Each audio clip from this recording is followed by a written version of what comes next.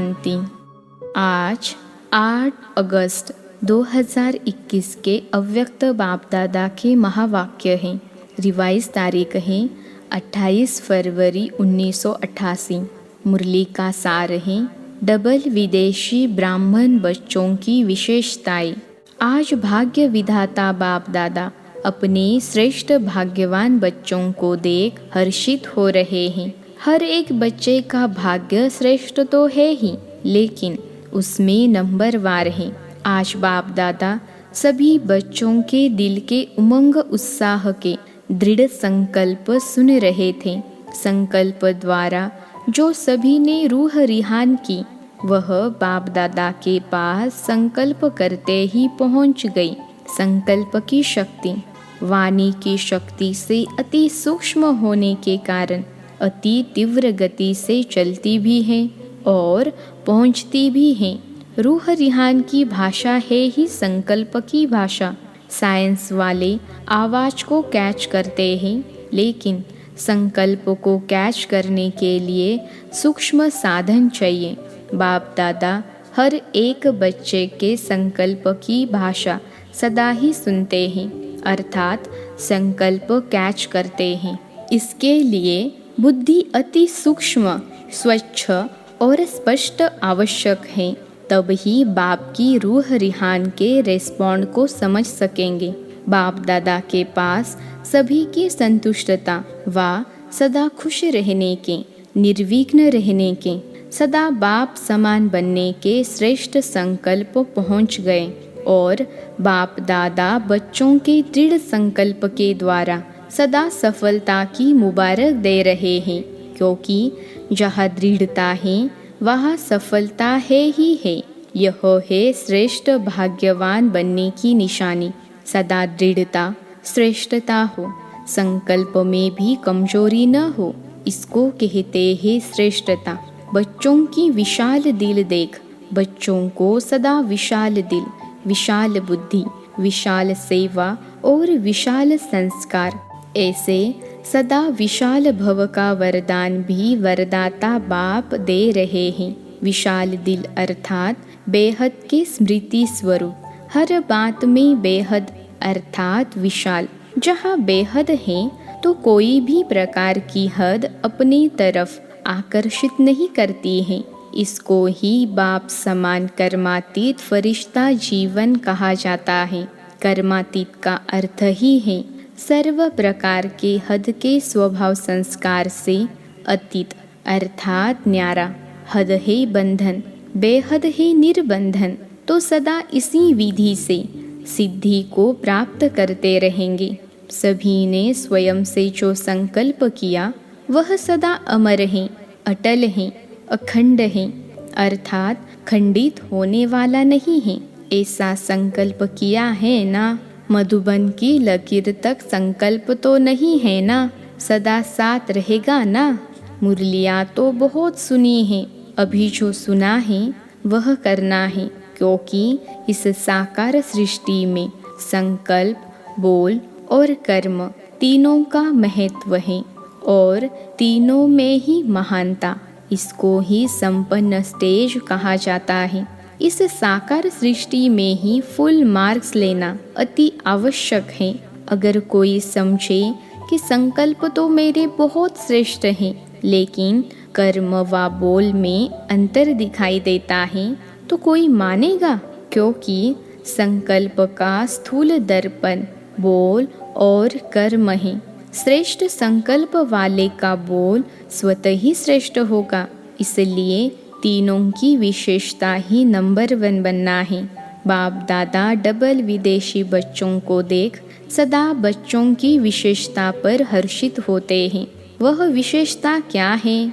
जैसे ब्रह्मा बाप के श्रेष्ठ संकल्प द्वारा व श्रेष्ठ संकल्प के आवाहन द्वारा दिव्य जन्म प्राप्त किया है, ऐसे ही श्रेष्ठ संकल्प की विशेष रचना होने के कारण अपने संकल्पों को श्रेष्ठ बनाने के विशेष अटेंशन में रहते हैं। संकल्प के ऊपर अटेंशन होने कारण किसी भी प्रकार की सूक्ष्म माया के वार को जल्दी जान भी जाते हैं और परिवर्तन करने के लिए व विजयी बनने के लिए पुरुषार्थ कर जल्दी से खत्म करने का प्रयत्न करते हैं।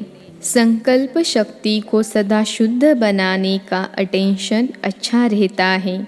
अपने को चेक करने का अभ्यास अच्छा रहता है। सूक्ष्म चेकिंग के कारण छोटी गलती भी महसूस कर बाप के आगे निमित्त बने हुए बच्चों के आगे रखने में साफ दिल है। इसलिए इस विधि से बुद्धि में कीचड़ा इकट्ठा नहीं होता है। मेजॉरिटी साफ दिल से बोलने में संकोच नहीं करते हैं। इसलिए जहाँ स्वच्छता है वहाँ देवताई गुण सहज धारण हो जाते हैं। दिव्य गुणों की धारणा अर्थात आवाहन करने की विधि है ही स्वच्छता। जैसे भक्ति में भी जब लक्ष्मी का व किसी देवी का आवाहन करते हैं तो आवाहन की विधि स्वच्छता ही अपनाते हैं। तो यह स्वच्छता का श्रेष्ठ स्वभाव देवी स्वभाव को स्वतः ही आवाहन करता है। तो यह विशेषता मेजॉरिटी डबल विदेशी बच्चों में है। इसलिए तीव्र गति से आगे बढ़ने का गोल्डन चांस ड्रामा अनुसार मिला हुआ है। इसको ही कहते हैं लास्ट सो फास्ट। तो विशेष फास्ट जाने की यह विशेषता ड्रामा अनुसार मिली हुई है। इस विशेषता को सदा स्मृति में रख लाभ उठाते चलो। आया, स्पष्ट किया और गया। इसको ही कहते हैं पहाड़ को रुई समान बनाना। रुई सेकंड में उड़ती है ना, और पहाड़ को कितना समय लगेगा। तो स्पष्ट किया, बाप के आगे रखा और स्वच्छता की विधि से फरिश्ता बना, उड़ा। इसको कहते हैं लास्ट सो फास्ट, गति से उड़ना। ड्रामा अनुसार यह विशेषता मिली हुई है। बाप दादा देखते भी हैं कि कई बच्चे चेक भी करते हैं और अपने को चेंज भी करते हैं, क्योंकि लक्ष्य है कि हमें विजयी बनना ही है। मेजॉरिटी का यह नंबर 1 लक्ष्य है। दूसरी विशेषता, जन्म लेते वर्षा प्राप्त करते सेवा का उमंग उत्साह स्वतः ही रहता है।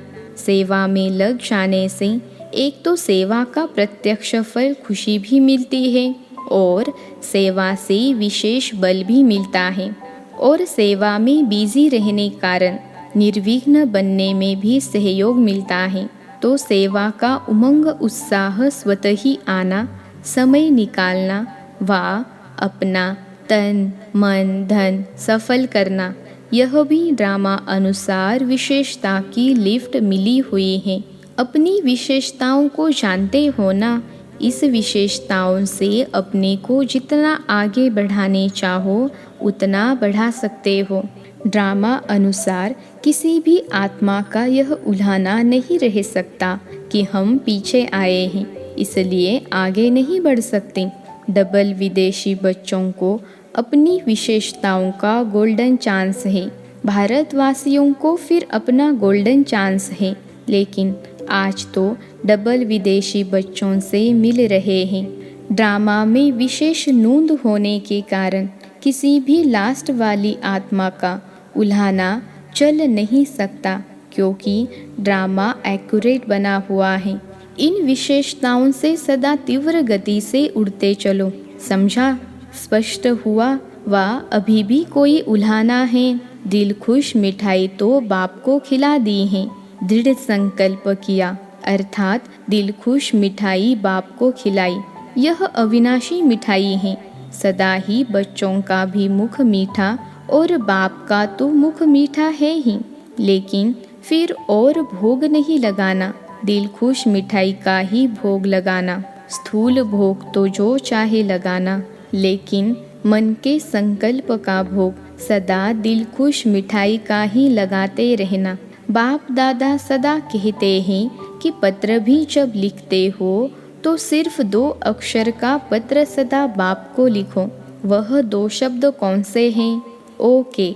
न इतने कागज जाएंगे, न स्याही जाएगी और न समय जाएगा, बचत हो जाएगी। ओके अर्थात बाप भी याद है और राज्य भी याद है। ओ जब लिखते हो तो बाप का चित्र बन जाता है ना। और के अर्थात किंगडम, तो ओके लिखा तो बाप और वर्षा दोनों याद आ जाता है। तो पत्र लिखो ज़रूर, लेकिन 2 शब्दों में, तो पत्र पहुंच जाएगा। बाकी दिल की उमंगों को तो बाप दादा जानते हैं। प्यार के दिल की बातें तो दिलाराम बाप के पास पहुंच ही जाती हैं। यह पत्र लिखना तो सभी को आता है ना। भाषा न जानने वाला भी लिख सकता है। इसमें भाषा भी सभी की एक ही हो जाएगी। यह पत्र पसंद है ना। अच्छा, आज पहले ग्रुप का लास्ट दिन है। प्रॉब्लम तो सब खत्म हो गई। बाकी टोली खाना और खिलाना है। बाकी क्या रहा? अभी औरों को ऐसा बनाना है। सेवा तो करनी है ना। निर्विघ्न सेवाधारी बनो। अच्छा, सदा बाप समान बनने के उमंग उत्साह से उड़ने वाले, सदा स्व को चेंज कर संपूर्ण बनने वाले, सदा संकल्प, बोल और कर्म तीनों में श्रेष्ठ बनने वाले, सदा स्वच्छता द्वारा श्रेष्ठता को धारण करने वाले, ऐसे तीव्र गति से उड़ने वाली विशेष आत्माओं को बाप दादा का याद, प्यार और नमस्ते। हम रूहानी बच्चों की रूहानी बाप दादा को याद, प्यार, गुड मॉर्निंग और नमस्ते बाबा नमस्ते। ऑस्ट्रेलिया ग्रुप के छोटे बच्चों से बाप दादा की मुलाकात। सभी गॉडली स्टूडेंट हो ना। रोज स्टडी करते हो। जैसे वह स्टडी रोज करते हो, ऐसे यह भी करते हो। मुरली सुनना अच्छा लगता है। समझ में आती है मुरली क्या होती है। बाप को रोज याद करते हो। सुबह उठते गुड मॉर्निंग करते हो। कभी भी यह गुड मॉर्निंग मिस नहीं करना। गुड मॉर्निंग भी करना, गुड नाइट भी करना। और जब खाना खाते हो तब भी याद करना। ऐसे नहीं भूख लगती है तो बाप को भूल जाओ। खाने के पहले ज़रूर याद करना। याद करेंगे तो पढ़ाई में बहुत अच्छे नंबर ले लेंगे, क्योंकि जो बाप को याद करते हैं वह सदा पास होंगे, कभी फेल नहीं हो सकते। तो सदैव पास होते हो। अगर पास न हुए तो सब कहेंगे यह शिव बाप के बच्चे भी फेल होते हैं। रोज मुरली की एक पॉइंट अपनी माँ से ज़रूर सुनो। अच्छा, बहुत भाग्यवान हो जो भाग्य विधाता की धरनी पर पहुँचे हो। बाप से मिलने का भाग्य मिला है, यह कम भाग्य नहीं है। अव्यक्त बाप दादा से पर्सनल मुलाकात। पहली पॉइंट, बाप द्वारा मिले हुए सर्व खजानों को सर्व आत्माओं प्रति लगाने वाली भरपूर बन, औरों को भरपूर बनाने वाली आत्मा हो। कितने खजाने भरपूर हैं। जो भरपूर होता है वह सदा बांटता है। अविनाशी भंडारा लगा हुआ है। जो आए भरपूर होकर जाए, कोई खाली जा नहीं सकता। इसको कहते हैं अखंड भंडारा। कभी महादानी बन दान करते, कभी ज्ञानी बन ज्ञान अमृत पिलाते, कभी दाता बन धन देवी बन धन देते। ऐसे सर्व की शुभ आशाएं बाप द्वारा पूर्ण कराने वाले हो। जितना खजाना बांटते उतना और बढ़ते जाते हैं। इसको कहते हैं सदा माला माल। कोई भी खाली हाथ न जाए। सबके मुख से यही दुआएं निकले कि वाह हमारा भाग्य। ऐसे महादानी वरदानीपन सच्चे सेवाधारी बनो। दूसरी पॉइंट है, ड्रामा अनुसार सेवा का वरदान भी सदा आगे बढ़ाता है। एक होती है योग्यता द्वारा सेवा प्राप्त होना और दूसरा है वरदान द्वारा सेवा प्राप्त होना। स्नेह भी सेवा का साधन बनता है। भाषा भल न भी जानते हो, लेकिन स्नेह की भाषा सभी भाषाओं से श्रेष्ठ है। इसलिए स्नेही आत्मा को सदा सफलता मिलती है। जो स्नेह की भाषा जानते हैं वह कहाँ भी सफल हो जाते हैं। सेवा सदा निर्विघ्न हो चले, इसको कहते हैं सेवा में सफलता। तो स्नेह की विशेषता से आत्माएं तृप्त हो जाती हैं। स्नेह के भंडारे भरपूर हैं, इसे बांटते चलो। जो बाप से भरा है वह बांटो। यह बाप से लिया हुआ स्नेह ही आगे बढ़ाता रहेगा। तीसरी पॉइंट है, स्नेह का वरदान भी सेवा के निमित्त बना देता है। बाप से स्नेह है तो औरों को भी बाप के स्नेही बनाए समीप ले आते हो। जैसे बाप के स्नेह ने आपको अपना बना लिया तो सब कुछ भूल गया। ऐसे अनुभवी बन औरों को भी अनुभवी बनाते रहो। सदा बाप के स्नेह के पीछे कुर्बान जाने वाली आत्मा हूँ, इसी नशे में रहो। बाप और सेवा, यही लगन आगे बढ़ने का साधन है। चाहे कितना भी कोई बात आए, लेकिन बाप का स्नेह सहयोग दे, आगे बढ़ाता है। क्योंकि स्नेही को स्नेह का रिटर्न पदम गुना मिलता है। स्नेह ऐसी शक्ति है जो कोई भी बात मुश्किल नहीं लगती, क्योंकि स्नेह में खो जाते हैं। इसको कहते हैं परवाने क्षमा पर फिदा हुए। चक्र लगाने वाले नहीं, फिदा होने वाले, प्रीत की रीति निभाने वाले। तो स्नेह और शक्ति दोनों के बैलेंस से सदा आगे बढ़ते और बढ़ाते चलो। बैलेंस ही बाप की ब्लेसिंग दिलाता है और दिलाता रहेगा। बड़ों की छत्र छाया भी सदा आगे बढ़ाती रहेगी। बाप की छत्र छाया तो है ही, लेकिन बड़ों की छत्र छाया भी गोल्डन ऑफर है। तो सदा आफरीन मानते हुए आगे बढ़ते चलो तो भविष्य स्पष्ट होता जाएगा। चौथी पॉइंट है, हर कदम में बाप का साथ अनुभव करने वाले हो ना। जिन बच्चों को बाप ने विशेष सेवा अर्थ निमित्त बनाया है, तो निमित्त बनाने के साथ साथ सेवा के हर कदम में सहयोगी बनता है। भाग्य विधाता ने हर एक बच्चे को भाग्य की विशेषता दी हुई है। उसी विशेषता को कार्य में लगाते सदा आगे बढ़ते और बढ़ाते चलो। सेवा तो श्रेष्ठ ब्राह्मण आत्माओं के पीछे पीछे आने वाली है। सेवा के पीछे आप नहीं जाते, जहाँ जाते वहाँ सेवा पीछे आती है। जैसे जहाँ लाइट होती है वहाँ परछाई ज़रूर आती है। ऐसे आप डबल लाइट हो तो आपके पीछे सेवा भी परछाई के समान आएगी। इसलिए सदा निश्चिंत बन बाप की छत्र छाया में चलते चलो। पांचवी पॉइंट है, सदा दिल में बाप समान बनने का उमंग रहता है ना। जब समान बनेंगे तब ही समीप रहेंगे। समीप तो रहना है ना। समीप रहने वाले के पास समान बनने का उमंग रहता ही है और समान बनना मुश्किल भी नहीं है।